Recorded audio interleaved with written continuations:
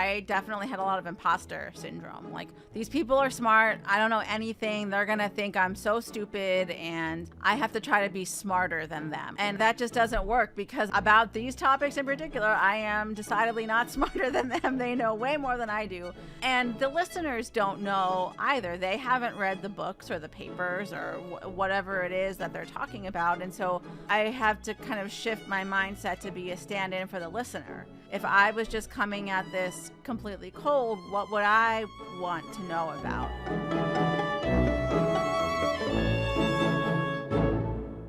Hey, welcome to the Higher Ed Storytelling University podcast, a podcast dedicated to helping higher ed marketers tell better stories, create better content, and enroll more students. My name is John Azzoni. I'm the founder at Unveiled, and we're a video production company working specifically with higher ed Marcom teams to help them automate their video storytelling content, their student success stories through a subscription approach. We have a way that makes that really easy on your team, takes a lot of work off your plate, and helps you scale up to the tune of 132 videos for an annual subscription.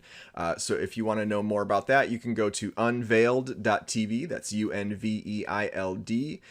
Or if you have questions, you can also reach out to me, John at unveiled.tv, or you can text me now at our website. Go to unveiled.tv and there will be a little box that pops up that says you can text me. It goes right to my phone. So if you have any questions, want to talk about our subscriptions or anything else, reach out to me. My guest today is Jenna Spinelle. Jenna is a writer, podcaster, and speaker in higher education. She hosts and produces the Democracy Works podcasts and the narrative series When People Decide. Both of those are productions of the McCourtney Institute for Democracy at Penn State. She also teaches courses on freelancing and the creator economy at Penn State University's Donald P. Bellisario College of Communications. Her writing has appeared in outlets including Belt Magazine, Inside Higher Ed, and Current. And so in this conversation, we talk a lot about podcasting. We talk about both of her podcasts that she produces, and she takes us behind the scenes of those. And we discuss tips for starting your own podcast and making that an efficient process, as well as a bunch of other things. So here is my conversation with Jenna Spinelle. All right. Well, Jenna, thanks for being here. I appreciate it. Thanks for having me. Looking forward to our conversation. So tell me a little bit about who you are and what you do. Sure. So I am the communication specialist for the McCourtney Institute for Democracy at Penn State. The McCourtney Institute is a research center that focuses on different aspects of democracy. We bring, like institutes at a lot of other places, I think we bring together faculty and graduate students from a bunch of different disciplines. We look at political science and rhetoric and communication and the media and all the different aspects that go into democracy in the U.S. and around the world. And my specific area of focus is our communications and outreach operations. So I'm trying to figure out how we can get the work that we do and our thought leadership out there to the public.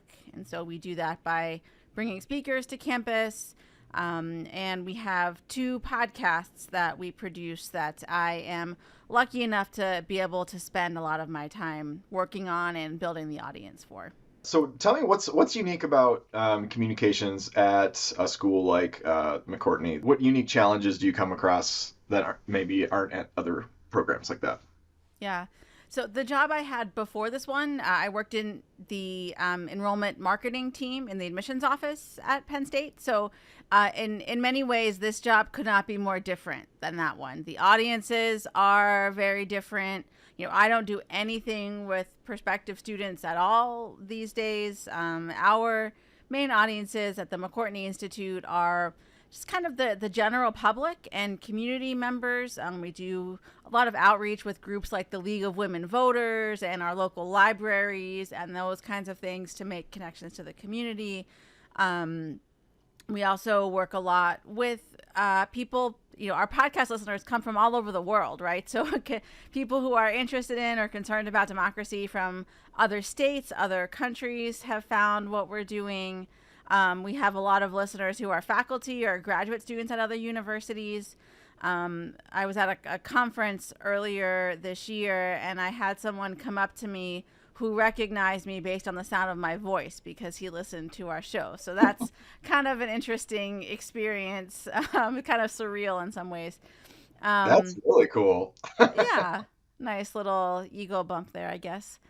Um, and we work with, there's a whole other industry of democracy organizations, groups that are working on like getting money out of politics or things like ranked choice voting, all kinds of nerdery going on out there. So those are our audience members too. We try to provide academic support for the policy work and the advocacy work that they're doing. The other uniqueness / challenge is, I think, just trying to figure out how to talk about politics in today's political climate and get people interested in what we're doing at a time when there is so much talk about politics. We're divided in many ways, and many people just want to. Politics is the last thing they want to think about. So, trying to figure out how to connect what we do to everyday people's lives is something that I spend time thinking about.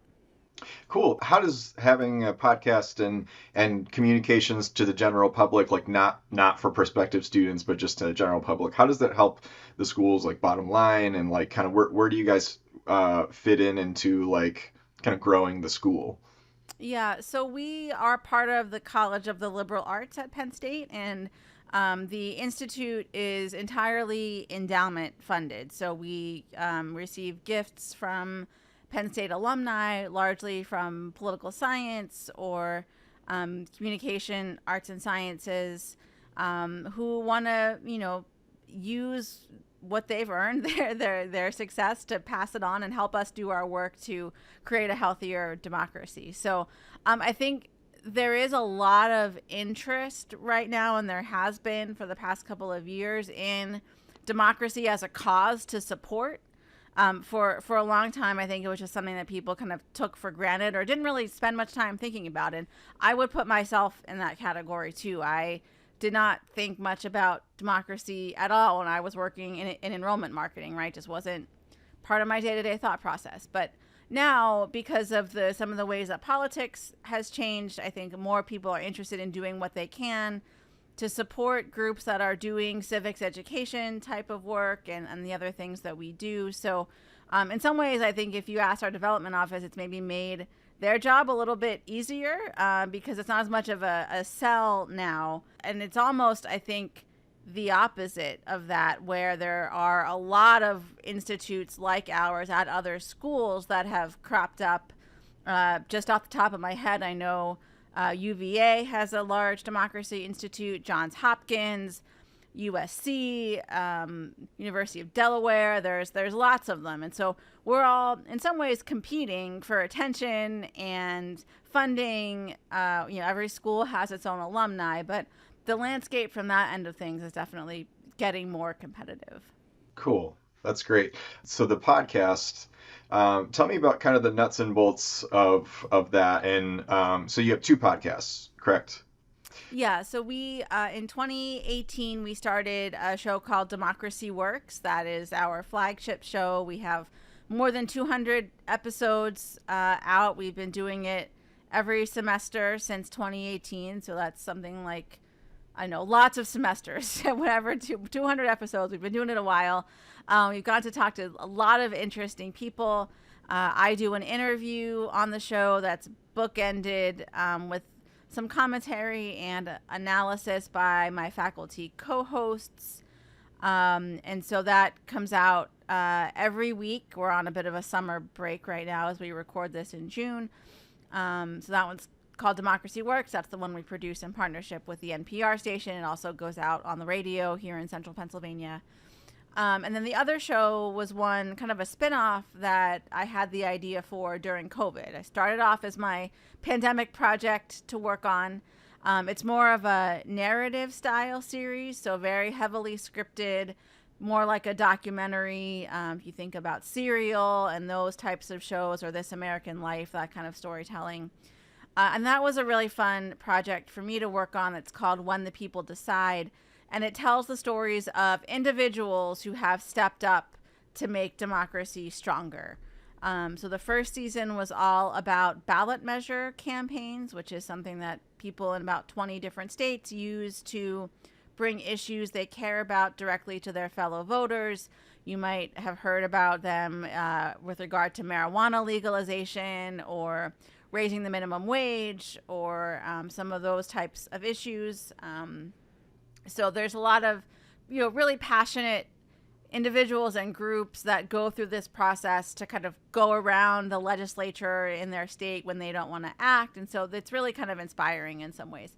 And so we're making a second season of that, which is about strengthening democracy at the local level. And that one, I work with a company called LWC Studios that helps with scripting and production and sound design. So that's been a really enriching experience for me, and I think for listeners too, to learn about if they're frustrated about politics, to learn about real concrete ways that they can make change and get involved. That's cool. So tell me a little bit about the workflow, because I know for a lot of people that want to start podcasts, I've talked to several people that are like, I want to start a podcast for our school, yada yada, but I'm not sure about getting into it. What is like your day-to-day input with those podcasts? So with Democracy Works, that one is definitely on much more of a regimented schedule. I'm usually trying to book interviews about 2 or 3 weeks out. And so once I do the interview, I get the recording and the transcript and share that with my co-hosts and put together kind of a document for them to work in to write their notes. And then once a week, we all get together to record their parts of the show, their intro and outro segments. So we do it at the same time every week. At the beginning of every semester, we just pick a time that works for everyone's schedules and sort of go from there. And so that's a pretty well-oiled machine. I know that I'm going to have to do, 12 to 15 interviews per semester. So I'm also spending time reading these people's books and articles and getting up to speed. I feel like I've gotten a PhD in political science during the course of doing this over the past 5 years or so, although I'm sure the actual PhDs might disagree with me on whether I have done the work to get one or not. And then when the people decide, that's a much more, it's 6 or 8 episode season. The interviews are much more in depth. I was able to travel to do some for the second season. And that is really leaning more into the stories and the character-driven elements as opposed to the scholarly research or the arguments or that kind of thing. So it's nice to be able to get out of the ivory tower and talk to people as human beings and not just experts or, political talking head type of figures. Yeah, I love that style, that narrative style of podcasting. It takes more work, I think, in a lot of ways, because it's more calculated, and then and having a partner to do the post-production and sound design especially, I feel like is more tedious stuff going into that. But you're not doing any of that. You're handing that off to you said LWC Studios. That's right. Yeah, they have a great team of editors and sound designers I would love to actually just learn more about that part of the process and look over someone's shoulder as they do it. I mean, I know a little bit. I know enough multi-track editing to be dangerous. I think I could put a Democracy Works episode together if I have to, and I have had to do that in the past. But I could not do a When the People Decide episode, at least not quickly anyway. And LWC also helps with scripting, to your point about the style and the complexity. It's hard to both do the reporting and do the writing. I find, at least for me, I get too far in it. So it's nice, just like if you're writing a long piece or something, it's nice to have that second set of eyes to help see things in a different way. Where do you find people to tell their stories for When the People Decide? So some of it comes from other organizations in the space. There are a lot of think tanks that'll write a policy paper or a case study about something, about a topic, and they'll use an anecdote or an example of people who've done it. And so it's taking out all the dry, boring think tank language of it, right, and getting down to the human element of the story. Some suggestions come from listeners. If they hear something like, oh, this cool thing happened in my town.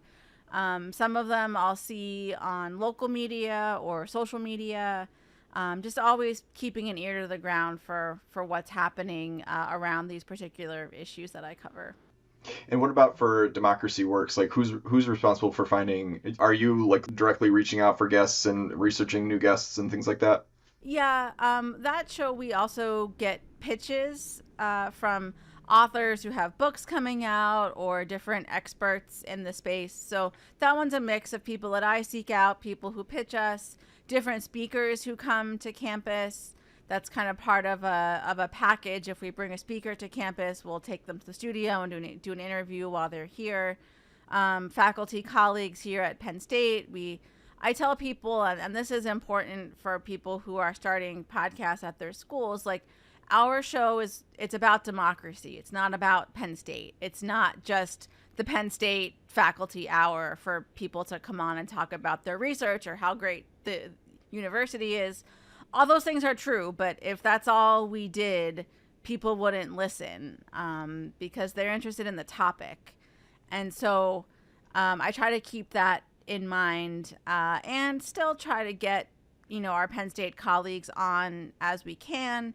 But they have to be able to contribute to the topics we cover. I'm not going to have somebody, I don't know, from the chemistry department on who, even if he just got a big grant or a big award, like he doesn't talk about what we talk about. So, there has to be a fit there too.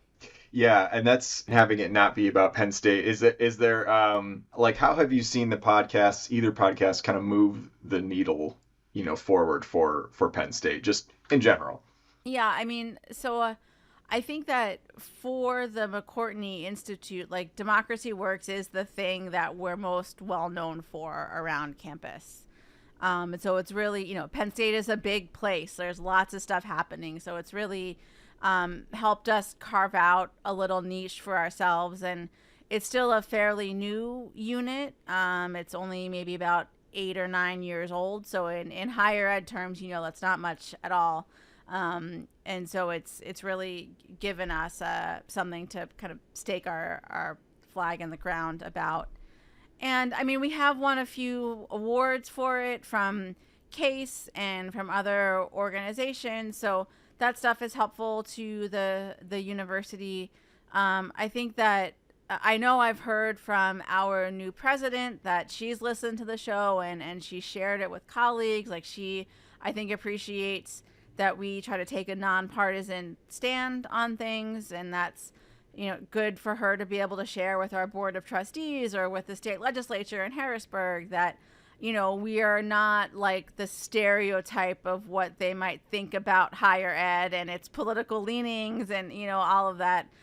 We are trying to stay as nonpartisan as we can and to consider a variety of viewpoints because our democracy is diverse. There are people with a lot of different beliefs and ideologies and backgrounds, and we all have to work together in some way. So that involves listening to each other and understanding what different people think. And so we try to help our listeners do that as well. Yeah, I love that. I really appreciate the bipartisan approach. Before we started recording, I was telling you I'm not super into politics because so much of the information you get in politics is filtered through an algorithm or something like that. And it's alarming to me how much I like if I'm on TikTok and I just linger for a few seconds on something on one side or the other of the aisle, the influx of like more outrageous stuff that I get shown in my feed it comes, and it's just bizarre to me. It's like I almost have to like think about what the algorithm is thinking and like how I want my algorithm to be curated. So I'm like, okay, this is like really one-sided. Don't spend another extra second on it. Yeah. Well, that's great that you're able to kind of think about it at that level and recognize when that's happening. We've done episodes on our show about news avoidance and why people tune out from politics and why politics makes us depressed and what we can do about it. So I think just even talking about some of these things out loud and acknowledging that, Yeah, it's okay to say that politics makes you depressed. It happens to everybody.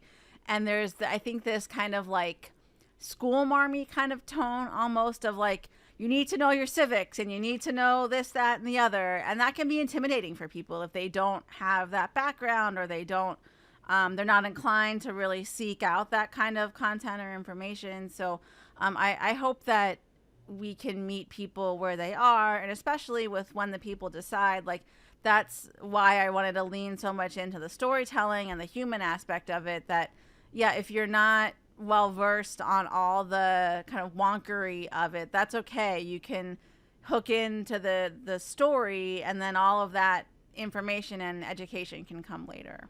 For sure. What's like a noteworthy story that you've that stands out to you from When the People Decide?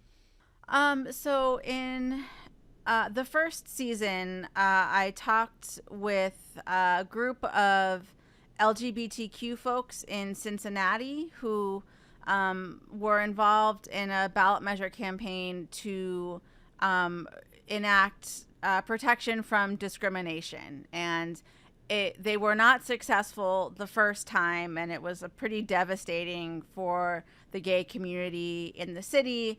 Some people ended up leaving Cincinnati as a result of this in the 90s. But then they kind of regrouped in the early 2000s and got the ballot measure back going again, and it passed the second time. So and in the process, they learned a lot about how to talk to people about these issues. And the first campaign, the one that lost, was very much about like demonizing their opponents, and that didn't work. And so the second time around, they learned that they have to get to know their neighbors and help people see that they're really not that different and why these issues are important. So I think just that lesson of getting out and talking to people is important, and it's a very powerful example of how it can work. And how are you recording those episodes? Are you like live in person with those people? Are you going to Cincinnati, or are you doing like Zoom calls or? So the first season, we still made during COVID when a lot of things were shut down. So it was a combination of remote interviews and a lot of archival footage, like news clips from when all this was happening. There's a great, not just in Cincinnati, but across the country, there's like a really interesting network of LGBTQ media, radio shows, newspapers, public access TV, right? And a lot of that is archived at universities. So that was really cool too, not just for that story, but for others that I did, to be able to dive into the archival audio and get that in a way that, as you know, it's hard to do on just a straight interview show. Yeah. Cool. Quick break here to tell you about how you can scale up your student and alumni success stories without taking on a bunch of extra work to manage with our video storytelling subscriptions. Look, making even one video, it takes a lot of legwork, lots of steps to go through, hire a video vendor, herd all the cats, do all the scheduling, and then you get one video out of that. But what if you get a whole year's worth of storytelling content that you can use to highlight your various programs, and all you had to do was find the stories and hand them off? Well, you can hand them off to us, Unveiled. Our aim is to take the friction out of telling great stories. So whether you're a big school like Penn State, or a smaller liberal arts college, you can tell really compelling stories all year round and fill your content calendar with video content. We get this done for you anywhere in the US. We're going to batch shoot a year's worth of content, and then every month drip out to you one new student or alumni story along with a whole package of additional video content. So you're going to get the full-length story, which is usually 2 to 3 minutes. You'll get a 30-second cut down, a 15-second cut down of that story to use in various ways, and then 8 topical videos to help you promote other things like scholarships, career development, internships, all that stuff. And not only can you take what we deliver and obviously crop it to how you need it, format it however you need to for social media, do whatever you want, but you're also going to get all the B-roll and interview footage, all the raw stuff that we shoot.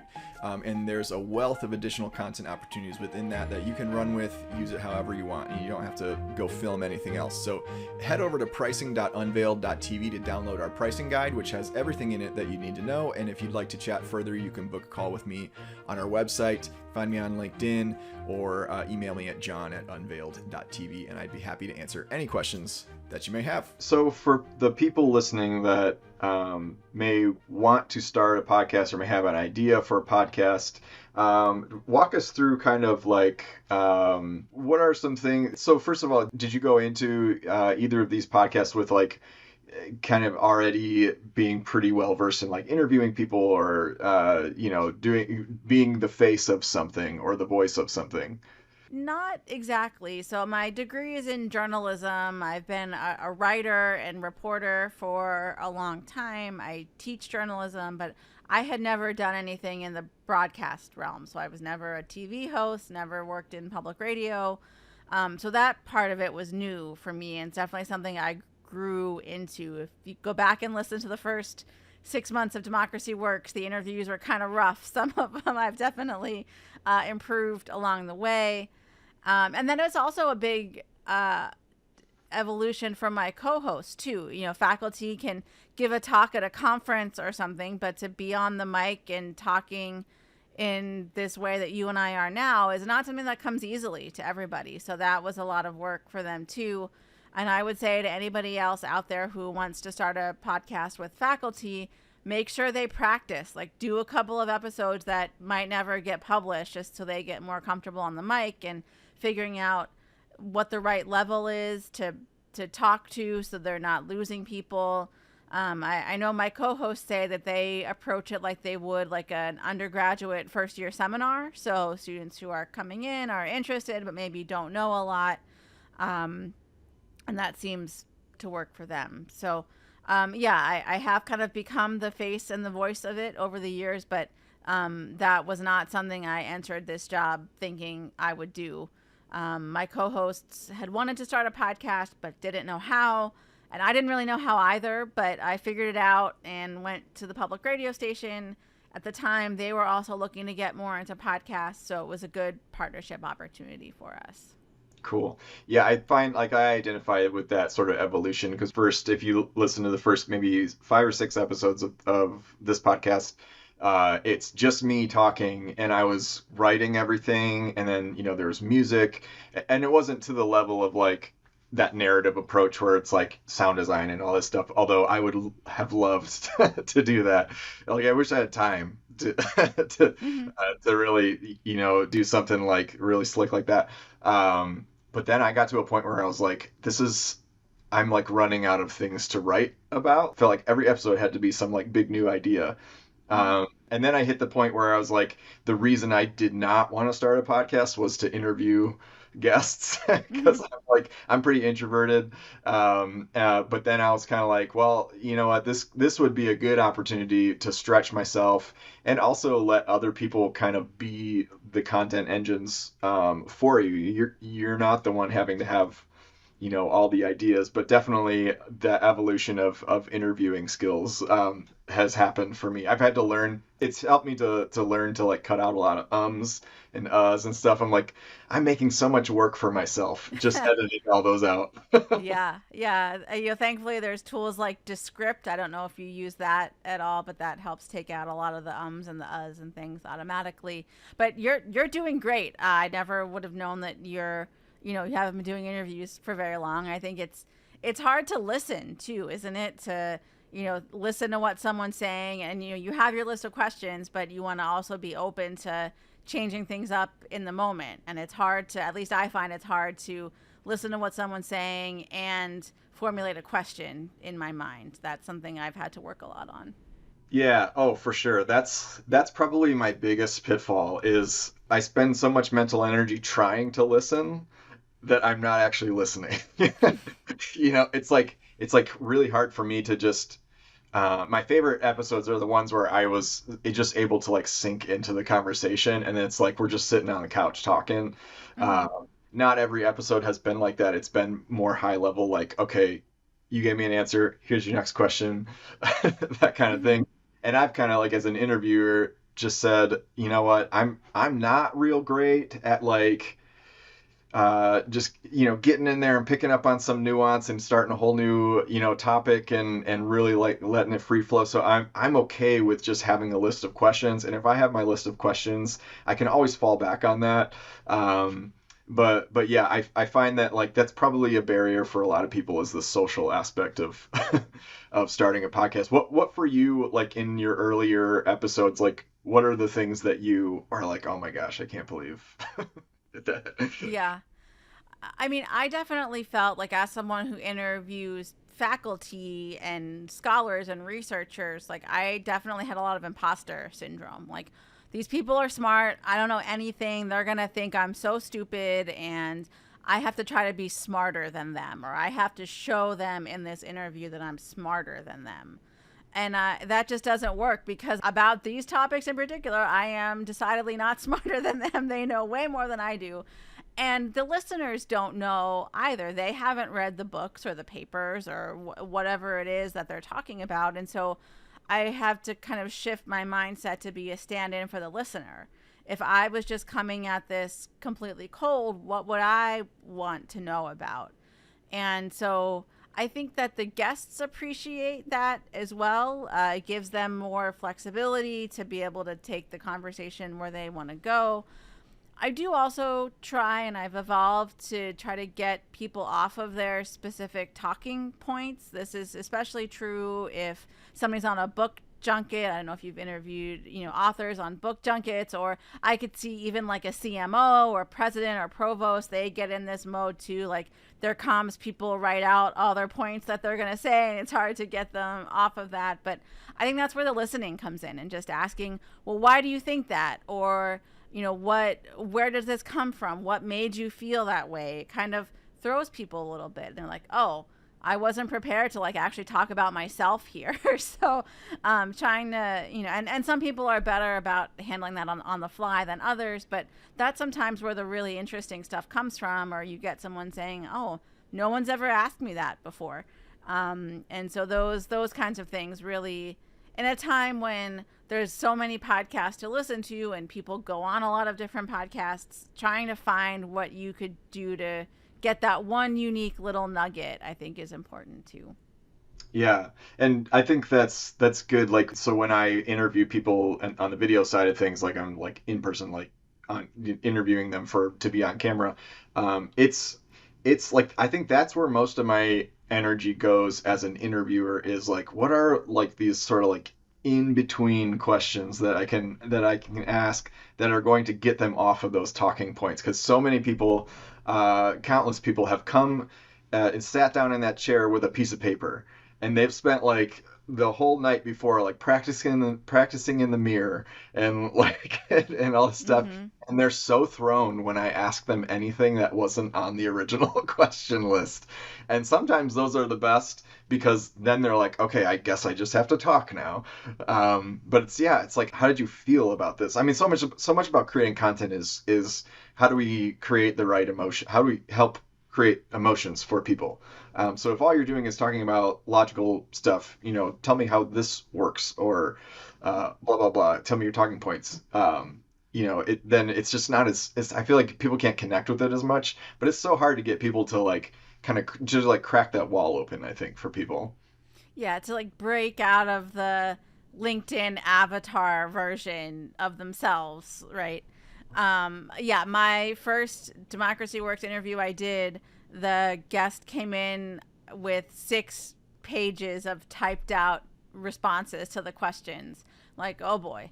And then it was hard for me to even get a word in edgewise, because he just kept talking the whole time. I mean, he's great. Like, he's done a lot of other work with us and has been a good colleague. But I think even he acknowledged after the fact that, yeah, that was maybe a little bit too much, because he was nervous too. And so it was like both of our first times in this setting. I guess that's maybe another word of advice. Like, your first couple guests, pick people that you're comfortable with, one, and two, like they've maybe done this a little bit before. They've been interviewed.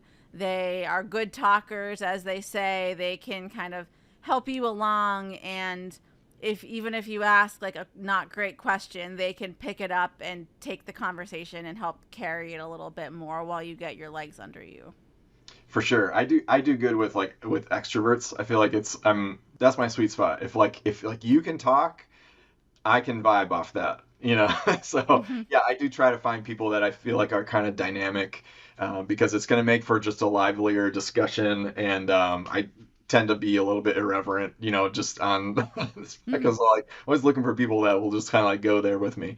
Um, but what for you? Because you mentioned Descript, and I used Descript before. I thought at first I thought it was amazing.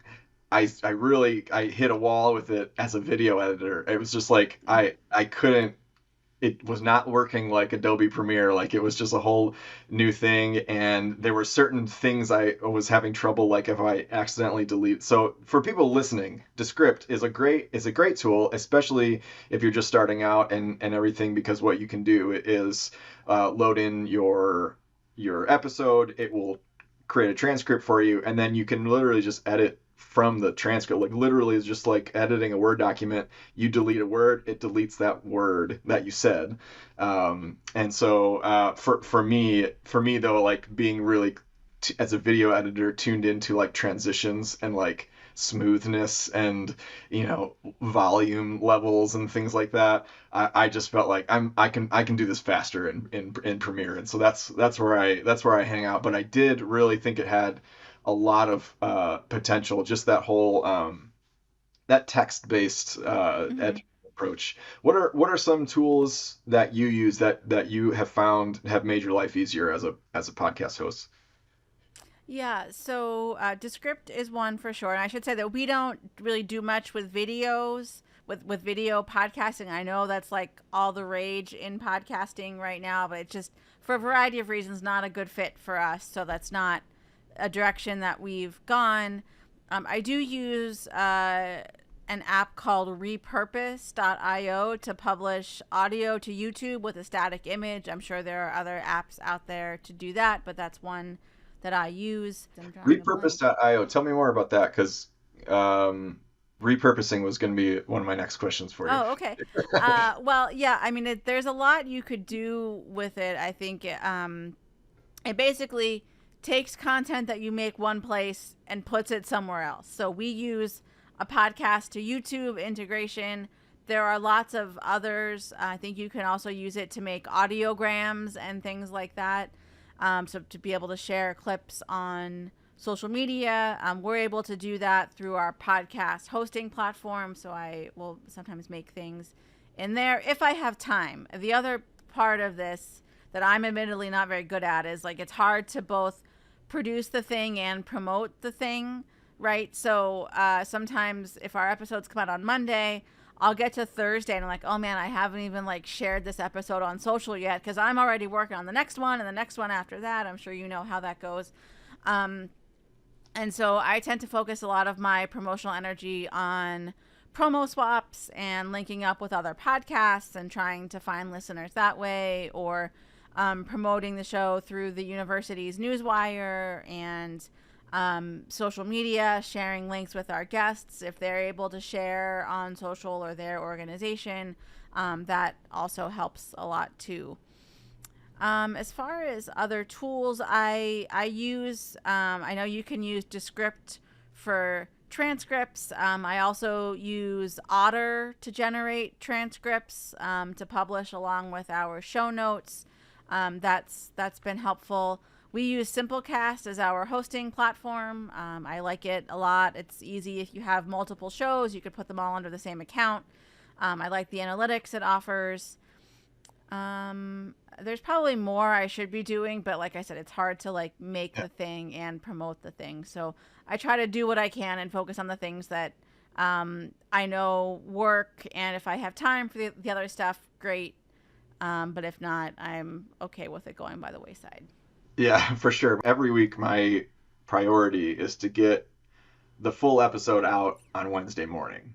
I'm like, if I've done that, then, and if I don't get to the like social media snippets, I'm okay with that. But like every week, it seems like I'm like, get up on Monday, I'm like, oh crap, it's like Wednesday's coming up. I gotta hurry up and Mm-hmm. and edit this next one. But it has, for me, like what's really helped is just batch recording because one of the pitfalls of podcast recording is running out of things to record, or like you don't have a guest lined up, and so your consistency is stalled. Mm-hmm. But like just having a scheduling link where people can schedule their own book their own time slot, and then just be repeatedly asking people for if they want to come on the show, yada yada, and then getting to a place where you have, like right now I think I have, after this episode probably will have about 4 or 5 like ahead, which I'm like, oh, I feel great. Like Mm-hmm. this makes me feel so good because then I can just focus on editing. But then it's like for me, it's finding efficiencies in that whole process, and it can get very overwhelming, especially when you get to I feel like recording the podcast and cutting it down, like arriving at a piece that I'm proud of, is the easy part, and then comes like distributing it, which is like now becomes very tedious, like breaking it up into snippets. Like I'll take a transcript, and I don't want to pay rev.com all the money it takes to Mm-hmm. get a really accurate transcript, so I just run it through AI. Yeah, same here. Tran That's why I use Otter. Yeah, it's good enough, I think. Yeah, and then I have to go back. Like my step one is go back and edit all the really egregious errors or whatever, Mm-hmm. and but then yeah, getting it on the website, getting show notes, going to find those links that the person mentioned, getting those on. Like, tell me about like the back end for you. Like, what does distribution look like? Yeah, so our episodes of Democracy Works come out on Monday morning, and we usually record on the Wednesday before that, and the editors get it on Thursday. So usually Fridays are my day to write the show notes and get the transcript. I have to send it to the public radio editor, like their news director. She listens to it because it also goes up on their website, so it has to like meet NPR standards and all of that. I also use the transcripts as a way to catch any big editing mistakes. So if you don't have time to listen to your episode all the way through before it publishes, you can at least scan down through the transcript and see, just make sure it all flows together, make sure there's just nothing weird in there. And I've caught a lot of things that way, even just by reading through. So that's one efficiency, or one kind of hack that I've used. And then I keep my show notes pretty simple, like who's gonna, if they're just looking to see if they want to listen or not, like they're not going to be reading the next great American novel, right? So just a paragraph or two, usually one paragraph about what the episode's about, what the topic is, and then a little bio of the guest, any relevant links. And then, yeah, the episodes come out on Monday mornings. And if it's a Penn State person, I have a story in our University Newswire ready to go. The promos start airing on the radio. So also on Fridays, I'm recording a 30-second promo for the radio. And then with When the People Decide, it's very different. Like the second season starts in July. And so I'm like pitching guest essays I could write in newsletters and setting up promo swaps with other podcasts, because it's a very limited time window that I have to really promote it and get it out there, and looking for other organizations that might be interested in sharing it, or other political podcasts that might want to have me on as a guest to talk about it. So just kind of doing a lot of that legwork up front, so it's all kind of locked and loaded and ready to go when the season starts in the middle of July. How do you delineate with like seasons? Because I've always been curious about that. Like, why do a season-based thing versus like just a regular cadence? I think, I mean, it's just kind of the standard format on the one hand for narrative shows. I guess This American Life would maybe be the exception to that, or at least the one I can think of right now, because that comes out every week. But, most series like that are season based. I think, one, because it's like, to your point about batching, if you're doing all this intense work of sound design and narration, and it's just easier to kind of chunk all that and do it in a couple of months as opposed to all the time. Like if I had to track an episode and read 15 pages of narration every week, I don't know that I could do that. Yeah. um So it's easier to just take a day, just like when people record audiobooks, right? Like you see them just spending 8 hours in the studio today. Like I don't have to do that much, thankfully, but it is probably an hour and a half of tracking that will then get edited down for a 25-minute episode. So that's a lot of reading, a lot of talking. And then also there's only so much to say. Like I have a point that I want to make or an overarching theme, and then, 6 or 8 stories to illustrate that theme. It would get very repetitive, I think. Like if for season 1, here's this ballot measure. Like, I mean, I could do that. There's certainly been hundreds, if not thousands of them over time, but the stories all get kind of the same on some level, so it would get repetitive after a while. Whereas with Democracy Works, we talk about all kinds of stuff, and so that's just a never-ending well of ideas. Democracy is broad. It encompasses a lot of things, so I think that's why we've been able to keep it going for so long, because it's hard to run out of things to talk about. Cool. Yeah. I like the idea of doing a season.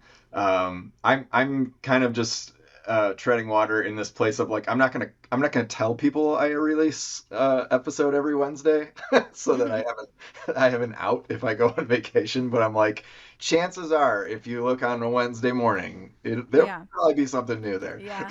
Well, and I mean, I do think that there's space in, like, I would love to hear a narrative style podcast, like behind the scenes of an admissions office or something. Like there's so many narratives out there about higher education, like the free speech on campus debate, right, is one from my world.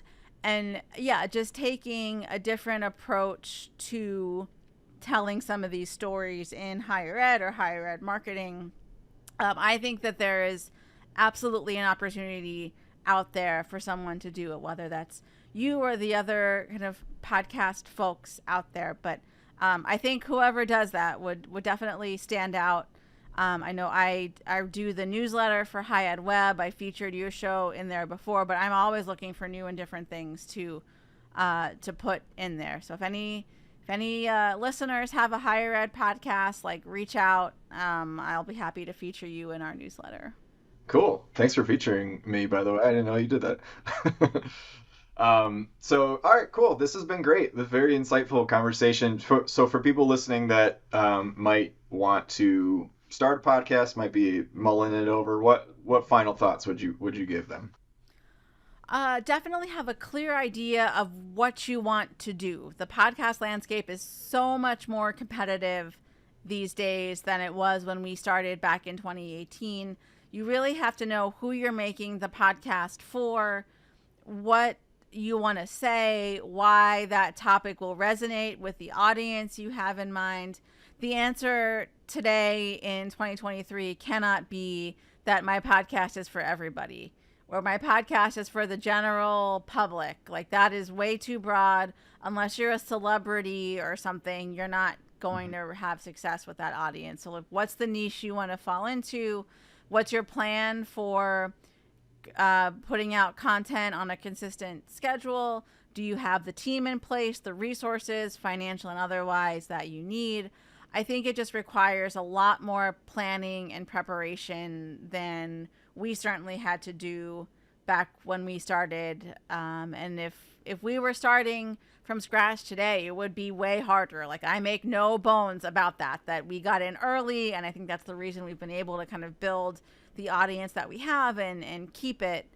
But it's still possible to make great podcasts and build audience today. But you just have to be much more thoughtful and deliberate about what you're making and who you're making it for. Yeah, and I think that it is slow going, building an audience. I know, like for me, this podcast is a year and a half old, and we have a good base of listeners, but it's not like nothing's really exploded. But the benefit that I've gotten out of it is having it be just a content engine for everything almost everything I post on LinkedIn is snippets from the podcast, or I've gotten into like reformatting those snippets into like a TikTok or a YouTube short, and actually seen a lot of growth from those. I mean, just the difference in views from LinkedIn to YouTube Shorts is astronomical. So Yeah. you were saying about TikTok and YouTube Shorts. One thing I've started doing is not repurposing a snippet from the show, but I'll just make like a 30-second or 1 minute like front facing video on my phone, like, hey, this is what we're talking about this week. And then, put that out with all the relevant hashtags and kind of make it, TikTok friendly. And yeah, I agree. I've seen good traction there as well. And that helps me get more comfortable. I don't love being on TikTok, but I know that I have to do it on some level. So I think that it's been a good way to dip my toe in the water.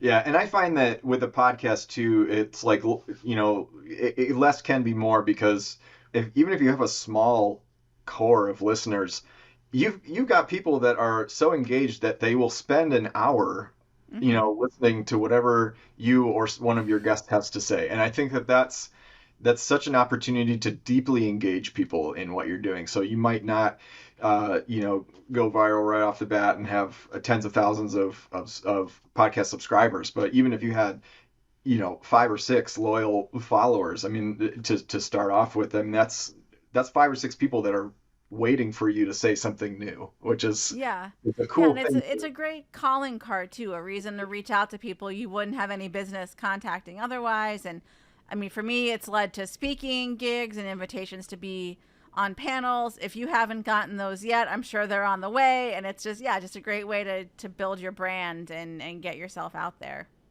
Cool. Well, thank you so much, Jenna. This has been great. For people listening, go check out Democracy Works and When the People Decide, both very good podcasts. This has been great. Where can people find you at? So I am at Jenna Spinelle on Twitter. You can find me on LinkedIn as well. And my website is jennaspinelle.com. All right. Awesome. Thank you for listening. 3 things I want to give you before you go. Reminder to go to pricing.unveiled.tv to download our free pricing guide and learn all about how our video storytelling subscriptions can make your marketing team's lives so much easier. Number 2, if you're already doing storytelling or you want to do more of it, you want to do it better or differently, I have a 3-part storytelling framework that you can download at unveiled.tv/student testimonials. And that will take you through the framework that we put to use in the videos that we create. And it doesn't even have to be for video. It can be for written text-based content as well. Number 3, leave a review for this podcast. I'd really appreciate it. It helps us out a ton. Thank you so much for listening. My name is John Azzoni. Go connect with me on LinkedIn. Email me at john@unveiled.tv. That's JOHN. And in the meantime, we'll catch you in the next episode of the Higher Ed Storytelling University podcast. Thanks.